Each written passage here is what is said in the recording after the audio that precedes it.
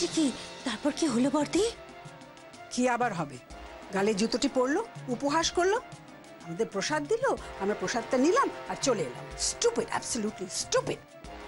এত বাড়াবাড়ি করে না লীলা, আমার ভালো লাগে না। আর করবে নাই বা কেন? কোনো পেডিগ্রি আছে ওর? সাধারণ ঘরের মেয়ে। ওর আর ঝিলের মধ্যে তো কোনো পার্থক্যই নেই, কোনো ক্লাসই তো নেই। এই যে। হ্যাঁ বর্দি। হাসছো কেন? তুমি এই সমস্ত কথা আবার লীলাকে বলে দিও না।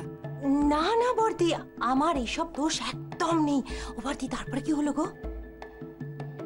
কি আবার হবে? আমি বললাম ঝিল আর এই মেয়েটির মধ্যে অনেক পার্থক্য। এই মেয়েটির সিঁথিতে কোনো সিঁদুরই নেই। সিঁদুর কেন, সিঁথিই তো নেই। আর ঝিল, ঝিল কোনোদিন সিঁদুর না পরে থাকতো? হাতে লোহা বাঁধানো ছিল।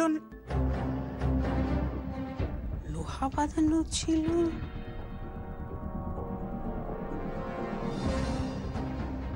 না। আচ্ছা শোনো, কি হলো বর্দি? ওই মেয়েটির হাতে লোহা বাঁধানো ছিল না? কুমারী মেয়ের হাতে লোহা বাঁধানো? তুমি যে কি বলো না বর্দি। ও বর্দি, তুমি ঠিক দেখেছো? একদম ঠিক। আমার চোখ দুটো হলো গিয়ে জহুরির চোখ, ভুল দেখবে না। আমি নিশ্চিত ওই মেয়েটির হাতে লোহা বাঁধানো ছিল।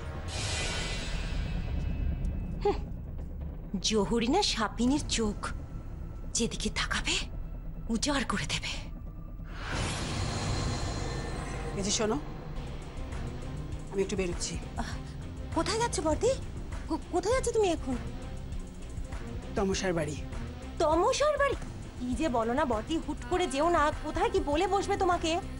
বলবে আবার কি?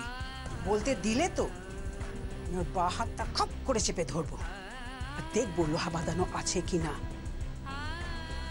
আর যদি না থাকে তাহলে মানতেই হবে জয়া ভট্টাচার্যের দুটো চোখ ভুল দেখেছিল। কি হলো দিদি? কোথায় চলে তুমি? লীলা, আমার মনে হচ্ছে রজ্জুতে ঘটেছে সর্পভ্রম। ওই মেয়েটি আমাদের চোখে ধুলো দিচ্ছে। ওই মেয়েটি মানে কোন মেয়ে? তামসা।